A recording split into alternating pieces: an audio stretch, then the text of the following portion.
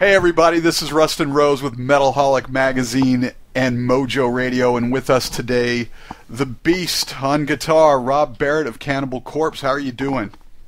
I'm good, man. How's everybody out there? Good to talk to you. Absolutely, it's wonderful to have you, and I mean, you guys just got back from a lengthy trip to Europe. How'd that go? Oh, it was great. That was the Full of Hate Festival with us and Behemoth co-headlining. And then there was also Legion of the Damned from Holland and Suicidal Angels from Greece. Right. Misery Index from Maryland. And Nexus Infernum from England. And yeah, it was all good turnouts. Really great to be able to tour with Behemoth again. That's our third time touring with them. And it's great to see that Nurgle's back on track, you know, with the health. And right, absolutely. We're actually going to see them again at an Oklahoma Fest that we're doing coming up on this next tour. Nice. Now, how much of the new album, if any, did you guys play? On this last tour, we did a few new songs. We played Demented Aggression, the opening track. And then we played the third song on the album, Scourge of Iron. So we were just kind of, you know, waiting for the album to come out, so to say. You know, I mean, those were, Demented Aggression was like the first track that, you know, was kind of like a sneak listen before the album came out. So, of course, it was an obvious choice to do that, and then Scourge was the second one to come out, the sneak peek song, so it just made sense to do those two, because those were the ones that were heard already. And plus, we were planning on putting those into our set now anyway, you know, so we're going to be doing like 6 new songs on this upcoming tour. Excellent. Now, the new album, as you said, Torture, it's officially out now, Scouring Souls and Ripping Flesh. The album seems a bit heavier to me than Evisceration Plague and a bit more like Kill, but ultimately, I think you guys sort of tapped into some of that raw aggression from the band's first 3 or 4 albums. What are your thoughts on it? Yeah, that sounds like a pretty accurate description. I think it's a even combination of the Kill and Evisceration Plague with a little bit of that old style, like Tomb of the Mutilated or Butchered at Birth thrown in there for good measure within a few songs. You know, there's a couple of more stripped down, like Demented Aggression, a pretty straightforward, like older style song. Right. And yeah, I think that's pretty much the description of it. And you guys went back to Eric Rutan for the third time in as many albums. What is it about that relationship that works so well for you guys? Well, we've known Eric for a long time. You know, when he had his band Ripping Corpse going in New Jersey, there was, I'm pretty sure Alex and those guys had met him through the tape trading and maybe doing shows up there. I eventually met him around 89 or 1990 when I was playing shows in Monstrosity at the time. We did some shows with Ripping Corpse, so I pretty much met him in 1990, I think. So, yeah, we've all known him for a long time, and it just makes sense to, you know, when you're trying to have a death metal album produced, you might as well have somebody that's a death metal guitar player and vocalist produce it, because, you know, he knows what we're trying to go for. And you just said this a minute ago, and it every time I think about it, gets, I mean, the essence of death metal when it first came out all sort of evolved or revolved around that tape trading thing. Don't you miss that? For me, you know, tape trading was it was something that really kept the community. You know, it was kind of like, you know, everybody by name, kind of. Right. You know, like, oh, yeah, like this guy Mario in Miami, yeah, you know, we've been doing a bunch of tape trading. So it's kind of like you end up getting to know people kind of all over the world, even though you never actually met them in person.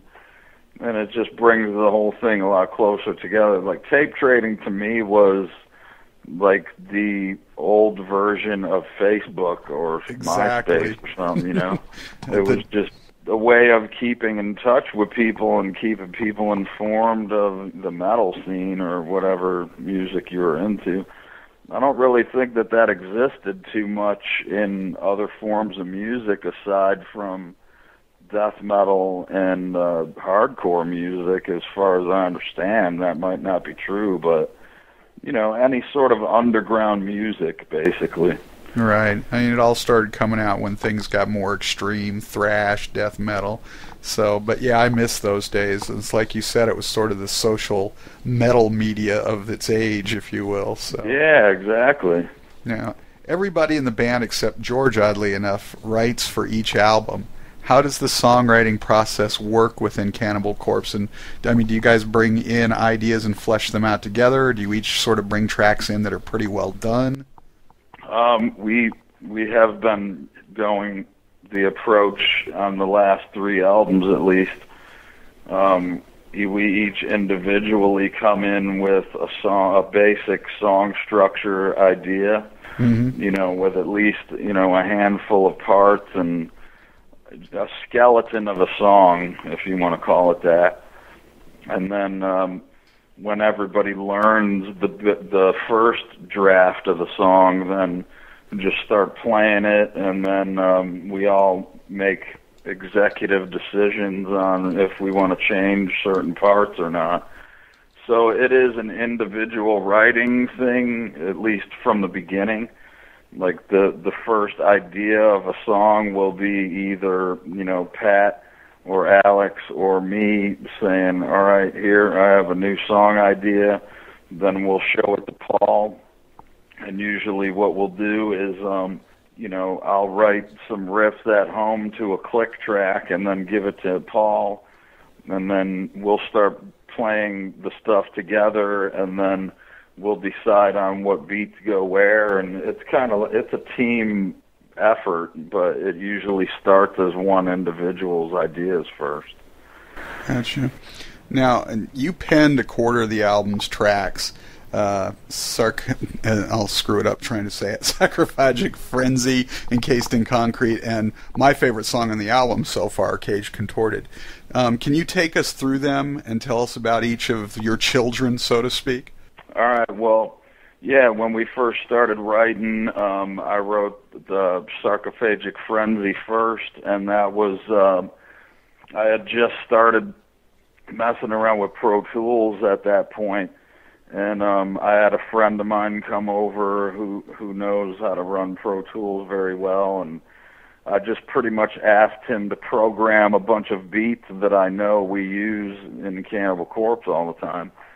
And what I had him do was program those beats with a drum machine, and then I would just kind of loop different beats, and then I came up with the riffs for that song, Sarcophagic Frenzy, and then I pretty much had that song.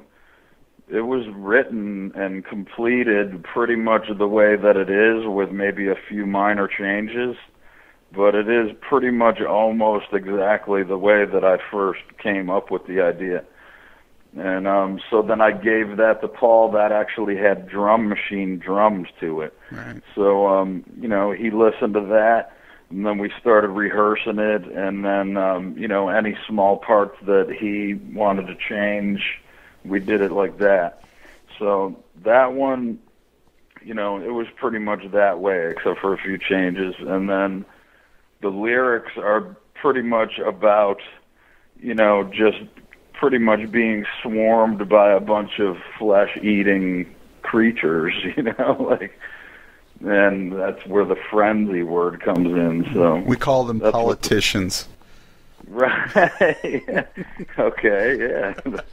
That's why I don't really like to describe the lyrics too much, you know, just right. Because I like a lot of it to be up to the imagination of the person reading it. Sometimes is better. Absolutely. But that's why a lot of people prefer books as opposed to the movies, you know. Yeah. Because then you can paint your own picture with what the words say. But then, you know, on to the second song, I wrote Encased in Concrete. The music came together pretty quickly. And that one I didn't actually demo that one at home. I actually was just coming up with the riff ideas on the spot with Paul. Sometimes I like to write stuff like that too, just like the old school way. Right. And so that was a situation where I had a couple of riff ideas, and then I would throw them out at Paul at practice, and we built that song that way, where I was saying, okay, I got this riff, and then we would just stack up riffs, and then until it got to the point where it was a song. And then I went home and actually recorded the song the way that we wanted it to be arrangement-wise, and then I put a click to it, and then, we would start practicing it like that, because Paul, since the last album, he's been using clicks a lot, right? Which is a new kind of thing for him. He definitely likes to use a click track now, whenever we're writing and recording. But so yeah, that's it. In Case of Concrete, that got completed, and then he wrote the lyrics to that one. He actually came up with the song title as well. Nice. And then the third song that I wrote there was Caged Contorted, and that one was a little bit half and half. I was coming up with parts of the song with Paul, and then there was other parts of the song where I did it at home with a click track, and then the same thing, I just recorded. As soon as we got an agreement on to how we wanted the arrangement, then I tracked all the guitars at home with a click track, and then we practiced it like that. And those lyrics are pretty, it's like a graphic story of pretty much being, caged and contorted. I mean, that's the song title, so. The lyrics are pretty graphic, though. It's definitely it goes well with the whole torture, the album title. Right. It's definitely fits in with the album title very well. So. Well, and that sort of segues into the next question. You guys, for the first time in a number of albums, went back to the more graphic artwork. Why the choice now, and why did you guys stop? Well, we never really wanted to stop. At the point where I rejoined the band in 2005, we were working on the Kill album. And Kill was actually an album title that it was on the back burner, before I had even rejoined, from what Paul was telling me. They had a bunch of potential album titles that just kind of got thrown into a bag of ideas that never got used. So, when we were coming up with that one, we decided on the Kill title, and at that point, everybody just kind of wanted it to be more focused on the music and not the artwork, and, we were fine with the album just saying Kill on the cover, something really basic and to the point.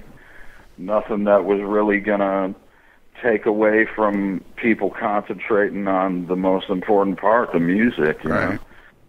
So that's how that kind of ended up happening. And then Evisceration Plague was, we were just really, really consumed with writing the music at that point. And when it came time to get the album art done, there wasn't really enough time to get things fixed or anything, Right. We had a basic idea that we would throw at Vincent Locke, and then he would show us a sketch, and then we would say, okay, go with that. And then he would show us what he had, and then we would ask him to change whatever we wanted changed. And, after 3 or 4 back and forths like that, there's not really much more time to, we can't say, all right, let's scrap this and start over, or do you want to just stick with what we have? So I'm not saying that I'm like totally disappointed in Evisceration Plague. You know, I like the whole, you know, the big scene with everybody in the buildings in the background and all that. But that ended up not actually being the album cover. But you know, I think the overall artwork, when you see like the whole big picture artwork, is really cool. We just have certain issues with store chains not wanting to carry our albums because of the cover art, and it gets really old and stupid after a while. But you know, that's kind of why the last two albums look like that. Not particularly Kill, though. You know, we were just like, hey, let's just keep it simple, concentrate on the music. That was our call on that one. But for Evisceration, you know, when you see the full artwork, I think it's pretty cool. I wouldn't have minded it to have gone gorier. You know, I mean, there's the one guy with all the entrails in his hands and shit. But yeah, after that one, we definitely were like, man, we need to, you know, go back to the old style, like really graphic, controversial kind of shit. So the Torture artwork, I think, is pretty much down, you know, back near Tomb of the Mutilated, Butchered at Birth kind of stuff. Right. So now, we mentioned this earlier. You guys are going to get to play with Eric's band Hate Eternal on the Summer Slaughter tour this year. You know, tell us a little bit about Summer Slaughter and what's coming up for us and what fans can expect. Yeah, the thing with Hate Eternal, I'm not sure if they're 100% confirmed. You know, I'm hearing like different stories from different camps. You know, like right. Some people are saying that they are doing it, others are saying not. So I can't say if they're 100% confirmed. Yeah, I would definitely like that, of course. Yeah, I mean, Summer Slaughter for us is, you know, it's our way of tapping into a different scene of people. You know, like, it's more or less like this, whatever you want to call it, like new metal. I don't even know what you call it, you know, like all these non-death metal bands that are going to be on it. I'm not sure really what you call it. I'm so out of the loop. I'm just an old death metaler. So. I'm so sick of fucking labels. Yeah, exactly. Metal is metal is metal, you know? Yeah, our look on that whole tour is us playing some old school style death metal to probably a majority of that kind of crowd is going to be younger kids. Right. That are going to see these other style bands. So for us, it's us trying to tap into like a younger crowd of kids that are into metal that may not have particularly been interested enough to go see us on our own, right, or to buy any of our albums. So in our way, we're looking to expand death metal as a whole. We're not like doing it to be greedy and just doing it for ourselves. Right. We're trying to kind of like open up the whole death metal scene, you know, as a movement to more kids that maybe didn't really particularly want to go check it out unless they were bands that are on a tour like Summer Slaughter. Well, you know, I think the great thing about Summer Slaughter, and then you got Mayhem Festival and some of the other ones, Metal Alliance, is we're actually, because Europe's had this for years. I mean, we went through the whole grunge period where it sort of killed a lot of this stuff off, but we're starting here in America now to get some of these tours to bring metal back out like that, and people can really get a little taste of everything and maybe get into some stuff that they'd never really experienced before. Yeah, I mean, I think that's the only way to keep things fresh for a lot of people that are going to shows. I mean, of course, you're going to have your diehard, you know, the guys that only want to see their kind of music, and they care less about trying to check something different out. Yeah. And that's why we do our small headliner tours with all death metal bands. That's to keep our hardcore following happy. and we love doing that too. You know, we're always down with touring with just death metal bands. It's awesome. Absolutely, and well, but, when you do those full death metal lineups too, you definitely get a good turnout for that.